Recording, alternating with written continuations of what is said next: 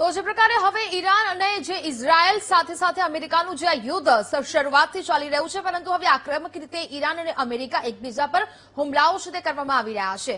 જ્યારે પણ જે કરાર છે તે કરવામાં આવ્યો હતો અને ત્યારબાદ હવે કરારની જે મુદ્દત છે તે પૂરી થઈ છે, ત્યારબાદ સ્ટ્રેટ ઓફ હોર્મુઝમાં ઈરાન દ્વારા જે જહાજો પર હુમલો કરવામાં આવ્યો ત્યારથી જ અમેરિકાનું આક્રમક સ્વરૂપ છે તે જોવા મળી રહ્યું છે અને તેને જ કારણે હવે અમેરિકા પણ ઈરાનના જે સૈન્ય ઠેકાણાઓ છે તેને નિશાન છે તે બનાવતું જોવા મળી રહ્યું છે. ખાસ કરીને અમેરિકા એવું પણ કહી રહ્યું છે કે સ્ટ્રેટ ઓફ હોર્મુઝમાં કોઈનો જ કબજો નથી. સતત ઈરાને દાવો કરી રહ્યું છે કે સ્ટ્રેટ ઓફ હોર્મુઝ છે તે અમારા નિયંત્રણમાં છે, પરંતુ સતત અમેરિકાના રાષ્ટ્રપતિ ડોનાલ્ડ ટ્રમ્પ દ્વારા આ દાવાઓને નકારવામાં આવી રહ્યા છે. ગ્રાફિક્સના માધ્યમથી સમજીશું મહાયુદ્ધનું જે આ મહા અપડેટ છે તે મળી રહ્યું છે. એક બાદ એક જે અપડેટ છે તે સામે આવી રહ્યા છે અને યુદ્ધની આ તણાવભરી સ્થિતિ છે તે જોવા મળી રહી છે. શાંતિ કરાર માત્ર દેખાડો તે પ્રકારના સવાલ થઈ રહ્યા છે, કારણ કે ઈરાન અમેરિકા વચ્ચે ફરી એક વખત હુમલા છે તે શરૂ થયા છે અને તણાવભરી સ્થિતિ છે તે ક્યાંક જોવા મળી રહી છે. તેને કારણે ફરી એક વખત આંતરરાષ્ટ્રીય બજારો પર પણ તેની અસર જોવા મળી. 6 જુલાઈએ ઈરાને જે હુમલો છે તે કર્યો હતો, સ્ટ્રેટ ઓફ હોર્મુઝમાંથી જે જહાજો પસાર થઈ રહ્યા હતા તેના પર ઈરાન દ્વારા હુમલો કરવામાં આવ્યો હતો. હોર્મુઝમાંથી પસાર થઈ રહેલા 3 જેટલા જહાજો પર ઈરાન દ્વારા હુમલો કરવામાં આવ્યો હતો. એ હુમલો કરવાનું કારણ કંઈક અલગ હતું. ઈરાને પણ તેનો દાવો છે તે કર્યો છે. અમેરિકા ઈરાનમાં 80 થી વધુ ઠેકાણાઓ પર બોમ્બમારો કર્યો. જ્યારે ઈરાન દ્વારા આ હોર્મુઝ પર જે જહાજો અવરજવર કરી રહ્યા હતા તે જહાજો પર હુમલો કર્યો, ત્યારબાદ અમેરિકા આક્રમક બન્યું. તેને ઈરાનના 80 જેટલા ઠેકાણાઓ પર હુમલો કરી દીધો. શાંતિ કરારમાં શું નક્કી થયું હતું? શાંતિ કરારની વાત કરીએ. 4 મહિનાની લડાઈ પછી 17 જૂને બંને દેશો વચ્ચે છે તે કરાર છે તે થયા હતા. 17 જૂને બંને દેશો વચ્ચે જે કરાર છે 30 દિવસના તે કરવામાં આવ્યા હતા. બંને દેશના રાષ્ટ્રપતિએ 14 મુદ્દાના એમઓયુ સાઇન કર્યા હતા. રાષ્ટ્રપતિ ડોનાલ્ડ ટ્રમ્પે અને ઈરાનના રાષ્ટ્રપતિ દ્વારા 14 મુદ્દાઓના એમઓયુ પર હસ્તાક્ષર છે તે કરવામાં આવ્યા હતા અને સહમતિ છે તે મળી હતી. 60 દિવસમાં અંતિમ ડીલ થવાની હતી, એટલે કે અંતિમ જે નિર્ણય છે તે 60 દિવસ બાદ લેવાનો હતો, પરંતુ તે હવે ક્યાંક શાંતિ કરારમાં જે ઉલ્લેખ કરવામાં આવ્યો હતો તે અત્યારે નથી જોવા મળી રહ્યું તે પ્રકારનું વાતાવરણ. કરારમાં 3 જેટલા મુદ્દાઓ સૌથી મહત્વપૂર્ણ માનવામાં આવ્યા હતા, એટલે કે અમેરિકા દ્વારા અને ઈરાન દ્વારા એ સંમતિ છે તે વ્યક્ત કરવામાં આવી હતી અને 3 મહત્વપૂર્ણ મુદ્દાઓ પર વાતચીત થઈ હતી. સૌથી પહેલા હોર્મુઝ સ્ટ્રેટમાંથી અવિરત અવરજવર કરવી તે પ્રકારેનો કરાર થયો હતો. ઈરાન કોઈ પણ શુલ્ક લીધા વિના જહાજોની અવરજવર થવા દે તે પ્રકારમાં કરારમાં ઉલ્લેખ છે તે કરવામાં આવ્યો હતો. અમેરિકાનું સતત કહેવું છે કે સ્ટેટ ઓફ હોર્મુઝમાંથી જે પણ વાહનો પસાર થઈ રહ્યા છે તેને વ્યવસ્થિત રીતે અવરજવર કરવા દેવામાં આવે. 60 દિવસ સુધી હોર્મુઝ સ્ટ્રેટમાંથી સુરક્ષિત અવરજવરની વ્યવસ્થાઓ છે તે ગોઠવવામાં આવી હતી. તે પ્રકારેનો કરારમાં છે તે ઉલ્લેખ કરવામાં આવ્યો છે. ઈરાન અને ઓમાન સાથે મળીને આ મુદ્દા પર કામ કરશે. અમેરિકા દ્વારા એ વખતે પણ કહેવામાં આવ્યું હતું જ્યારે હસ્તાક્ષર થઈ રહ્યા હતા કે ઓમાન અને ઈરાન બંને આ મુદ્દે સમજૂતી કરીને કામ કરશે અને આ જ મુદ્દાઓ મહત્વપૂર્ણ છે તે માનવામાં આવી રહ્યા હતા. પરંતુ હવે ક્યાંક ઈરાન અને ઓમાન વચ્ચે પણ જે નવો રસ્તો બનાવવામાં આવ્યો તેને લઈને અહીંયા છે તે ક્યાંક અસમજૂતી જોવા મળી.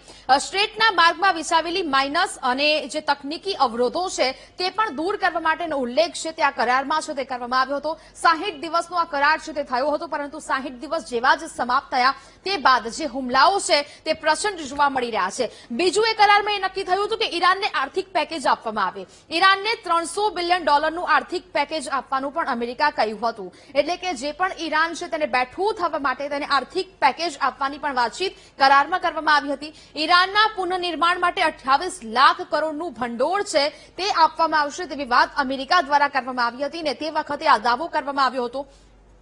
સાથે સાથે આગામી 60 દિવસની વાતચીતમાં માળખું છે તે નક્કી કરવાની વાતચીત પણ આ કરારમાં થઈ હતી. એટલે કે આ 3 મહત્વપૂર્ણ મુદ્દા કે જ્યાં તમામ જે વાતચીતો છે તે થઈ હતી. 60 દિવસનો જે કરાર છે કરવામાં આવ્યો હતો, પરંતુ જ્યારે હવે આ યુદ્ધની પરિસ્થિતિ છે તે જોવા મળી રહી છે, ફરી હુમલાઓ શરૂ થયા. પરમાણુ કાર્યક્રમ પર પણ આ કરારમાં વાતચીત થઈ. ઈરાન નવા પરમાણુ હથિયારો નહીં બનાવે તે પ્રકારની શરત પણ આ કરારમાં છે તે અમેરિકા દ્વારા મૂકવામાં આવી હતી. સાથે સાથે સંવર્ધિત યુરેનિયમનું શું કરવું તેના પર પણ બંને દેશો મળીને વાતચીત કરશે તે પ્રકારે પણ કરારમાં ઉલ્લેખ છે તે કરવામાં આવ્યો હતો. આ 3 મહત્વપૂર્ણ મુદ્દાઓ છે તેનો કરારમાં ઉલ્લેખ થયો હતો.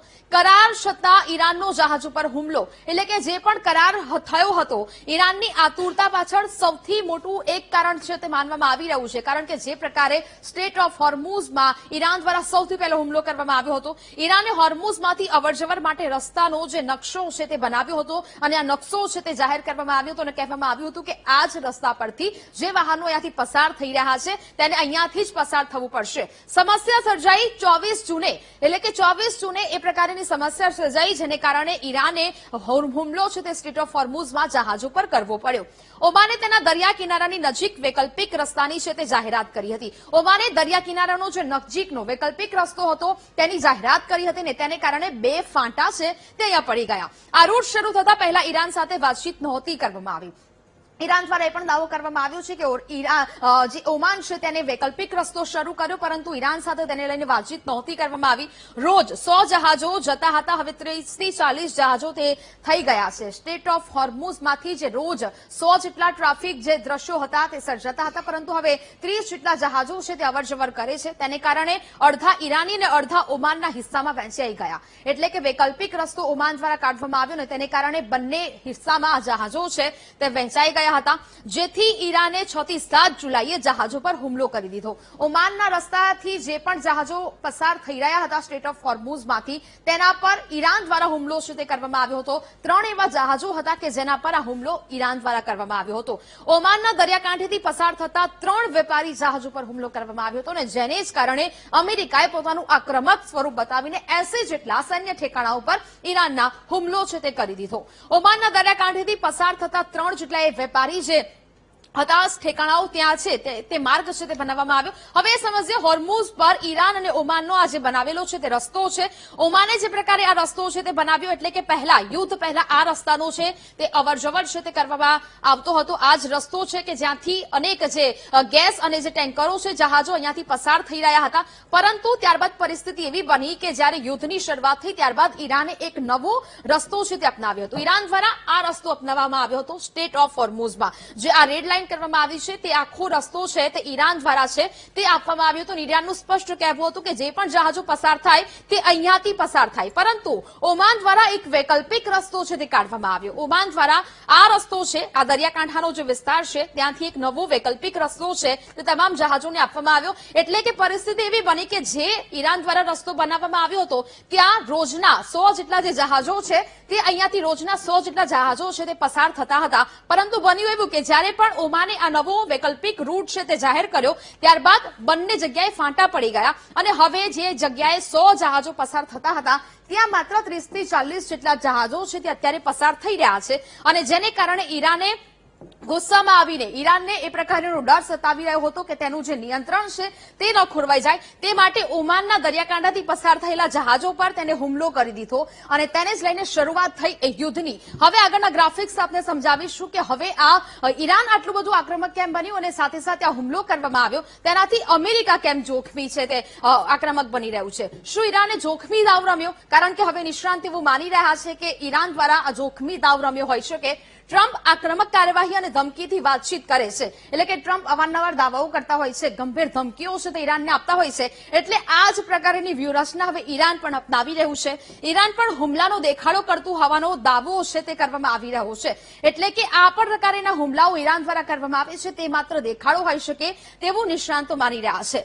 ઈરાનના હુમલાનો હેતુ ડર પેદા કરવાનો હોવાનું નિષ્ણાંતોનો મત છે. એટલે કે ઈરાન પણ હવે ધમકીઓ આપે છે, વળતા જવાબની કાર્યવાહી કરવામાં આવશે તે પ્રકાર ધમકીઓ ઈરાન દ્વારા પણ આપવામાં આવે છે. નિષ્ણાંતો કહી રહ્યા છે કે આ રણનીતિથી ઈરાનને જ નુકસાન થવાનું છે. એટલે કે નિષ્ણાંતો પોતાનો મત વ્યક્ત કરી રહ્યા છે કે જે પ્રકારની રણનીતિ અત્યારે ઈરાન અપનાવી રહ્યું છે તેનાથી ઈરાનને જ નુકસાન થવાનું છે. તેઓ જે ડાળ પર બેઠા છે તેને જ કાપી રહ્યા છે.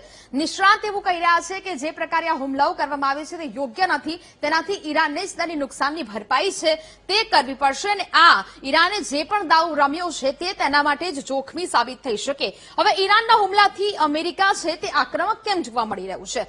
હોર્મુઝ સ્ટ્રેટ એક આંતરરાષ્ટ્રીય જળમાર્ગ છે, ને તેમાં જે જહાજો છે તે આખા જે દુનિયાના 52% જેટલા જે જહાજો છે ત્યાંથી ગેસનો સપ્લાય છે તે થતો જોવા મળે છે, ઓઇલનો સપ્લાય થતો જોવા મળે છે. એક પણ દેશનું તેના પર કોઈ નિયંત્રણ નથી. એટલે કે સતત આ દાવો છે તે અમેરિકાના રાષ્ટ્રપતિ દ્વારા કરવામાં આવી રહ્યો છે કે સ્ટેટ ઓફ હોર્મુઝ કોઈ પણના નિયંત્રણમાં નથી. ઈરાન આ રસ્તા પર પોતાનું નિયંત્રણ સ્થાપિત કરવા માંગી રહ્યું છે. ઈરાન પણ સતત દાવો કરે છે કે આ જે સ્ટેટ ઓફ હોર્મુઝ છે તેના પર અમારું નિયંત્રણ છે, અને તેને જ લઈને હવે આ વિસંગતતા છે તે જોવા મળી રહી છે.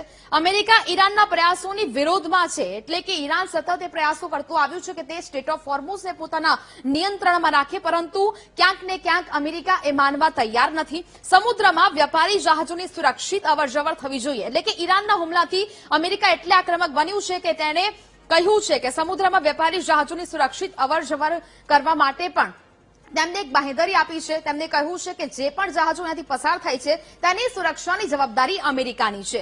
અહીંથી દુનિયાના લગભગ 52% ક્રૂડ તેલનો વેપાર છે તે થાય છે, એટલે કે અહીંયાથી જ 52% જેટલા જે જહાજો છે તે સ્ટ્રેટ ઓફ હોર્મુઝમાંથી પસાર થાય છે. જો ઈરાન હોર્મુઝમાં ફી વસૂલવા લાગે તો બાકીના ચેકપોઇન્ટ્સ પર પણ તેની અસર જોવા મળે છે, એટલે કે બાકીના જે પ્રાદેશિક ચેકપોસ્ટ છે ત્યાં પણ તે લોકો પણ ફી વસૂલવા માટેનો જે પ્લાન છે તે બનાવી શકે છે. તેને લઈને હાલ તો આ ચિંતા વ્યક્ત કરવામાં આવી રહી છે. તેલ વેપારના 8 જેટલા ચેકપોસ્ટ છે કે જ્યાં આ અલગ અલગ ચેકપોસ્ટ આવેલા છે. પહેલા તો સુએઝ કેનાલ છે તે પણ એક ચેકપોસ્ટ છે, ત્યાંથી પણ અનેક જે જહાજો છે તે પસાર થતા હોય છે. દાનિશ સ્ટ્રેટ આવેલો છે જ્યાંથી પણ અનેક જે જહાજો છે તે પસાર થતા હોય છે. આ હોર્મુઝ સ્ટ્રેટ છે કે જ્યાંથી પણ 52% જેટલા દુનિયાના 52% જેટલા જહાજો છે ક્રૂડ ઓઇલ છે તે સપ્લાય થતું હોય છે. આ ટર્કી સ્ટ્રેટ છે કે જ્યાંથી પણ અનેક જહાજો છે તે પસાર થાય છે. આ ચેકપોસ્ટ આવેલી છે. સાથે સાથે આ છે બાબ અલ મંદેબ કે જ્યાંથી પણ અનેક જહાજો પસાર થાય છે અને ત્યાંથી પણ ક્રૂડ ઓઇલનો વેપાર થઈ રહ્યો છે.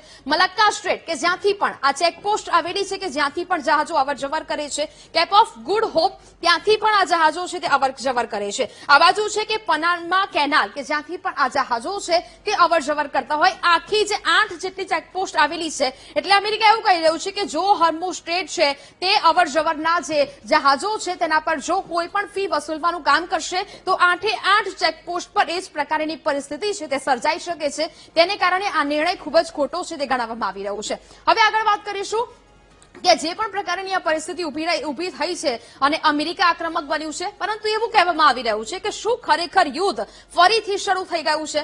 આંખના બદલે આંખનો ખેલ છે તે ચાલી રહ્યો છે. એવું કહેવામાં આવે છે કે મર્ડરના બદલે મર્ડર અને વ્યક્તિના બદલે વ્યક્તિ, જે કારણે ઈરાનમાં જે 2 મોત થયા છે તેનો બદલો હાલ તો ઈરાન લેવા માંગી રહ્યું છે. હુમલા વધે તો પૂર્ણ યુદ્ધમાં બદલાઈ શકે છે, એટલે કે અત્યારે હુમલાઓ શરૂ થઈ ચૂક્યા છે અને જો આ હુમલાઓ વધતા જાય તો પછી પૂર્ણ યુદ્ધ છે તે શરૂ થઈ ચૂકે છે. હુમલા અટેક તો સમજૂતી પર ફરીથી વાતચીત છે તે શરૂ થઈ શકે છે. હુમલા જો અટકે છે તો વાતચીત થઈ શકે, ફરી એક વખતે એક કરાર છે તે કરવામાં આવી શકે. ડોનાલ્ડ ટ્રમ્પની હત્યાનું એક કાવતરું છે તે ઘડવામાં આવી રહ્યું છે તેવી પણ ક્યાંક ગુપ્ત એજન્સી દ્વારા જે માહિતી છે તે મળી. ઇઝરાયેલે અમેરિકાને જે આ સંવેદનશીલ છે તે માહિતી આપી. ઇઝરાયેલ દ્વારા અમેરિકાને ચેતવણી આપવામાં આવી છે કે ડોનાલ્ડ ટ્રમ્પને મારવા માટેનું કાવતરું ઈરાન કરી રહ્યું છે. ઈરાને ડોનાલ્ડ ટ્રમ્પની હત્યાનું ષડયંત્ર કરતું હોવાનો દાવો કર્યો છે, એટલે કે ડોનાલ્ડ ટ્રમ્પની હત્યાનું જે આ કાવતરું છે તે ઘડવામાં આવી રહ્યું છે તેવી માહિતી છે તે ઇઝરાયેલે અમેરિકાને પહોંચાડી છે. કરારના ખતરા વચ્ચે આ સમગ્ર માહિતી છે તે મળી આવી, એટલે કે જે પણ 90 દિવસનો કરાર થયો હતો અને ત્યારબાદ આ કરારની સમાપ્તિ થાય છે તેની જ વચ્ચે આ સમાચાર ગુપ્ત એજન્સી પાસેથી ઇઝરાયેલને મળે છે. હવે ઇઝરાયેલની ચેતવણી અને અમેરિકાની પ્રતિક્રિયા.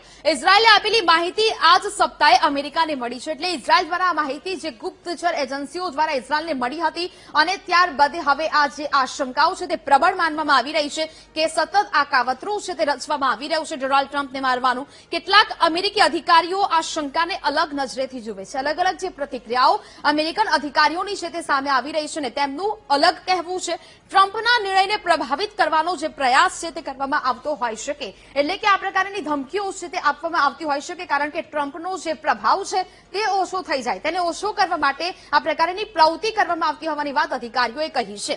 હત્યાનો બદલો હત્યા હોઈ શકે તે પ્રકારનો સવાલ થઈ રહ્યો છે. સુલેમાની અને ખામેનેઈના મોતનો બદલો લેવા માટે ઈરાન પણ જાણે કે તત્પર થઈ રહ્યું હોય તે પ્રકારની પણ સંભાવનાઓ છે તે વ્યક્ત કરવામાં આવી છે, કારણ કે જ્યારથી ખામેનેઈનું મોત થયું છે ત્યારથી ઈરાન સ્પષ્ટ કહી રહ્યું છે કે અમે પણ જો તમામ લોકોને શહીદ થઈ જવાનો વારો આવશે તો થઈ જશું, પરંતુ ડોનાલ્ડ ટ્રમ્પનું મૃત્યુ નિશ્ચિત છે. ટ્રમ્પના પહેલા કાર્યકાળમાં અમેરિકાએ કાસિમ સુલેમાનીની હત્યા કરી હતી. ટ્રમ્પનો જ્યારે પહેલો કાર્યકાળ હતો તે દરમિયાન પણ હત્યા થઈ હતી. 26 ફેબ્રુઆરીએ ઈરાનના સર્વોચ્ચ નેતા અલી ખામેનાઈની પણ હત્યા છે તે થઈ ગઈ ને ત્યારબાદ ઈરાન જે છે સતત આક્રમક રૂપ તેનું બતાવી રહ્યું છે ને સતત કહેવામાં આવી રહ્યું છે ડોનાલ્ડ ટ્રમ્પને છે તે ધમકીઓ મળી રહી છે, જે પછી સતત ટ્રમ્પને મારી નાખવાની ધમકીઓ મળી છે ને આ વાતથી હવે ડોનાલ્ડ ટ્રમ્પ પણ વાકેફ થઈ ગયા છે ને તેમને પણ અનેક વખત નિવેદન આપી ચૂક્યા છે કે હું હોટ ટોપ પર છું કે જ્યાં મારી હત્યા કરવામાં આવે. ઘણી વખત એવા પ્રયાસો પણ કરવામાં આવ્યા છે. અમેરિકી રાષ્ટ્રપતિએ સ્વીકાર્યું છે કે હું હિટ લિસ્ટમાં આવું છું, ઈરાનની હિટ લિસ્ટમાં હું સામેલ છું ને મને મારવા માટેના જે કાવતરાઓ છે તે પણ ગણવામાં આવી રહ્યા છે. પરંતુ દર વખતે મારું નસીબ મારું સાથ આપે તે પણ ન કહી શકાય તેવું ડોનાલ્ડ ટ્રમ્પે કહ્યું છે.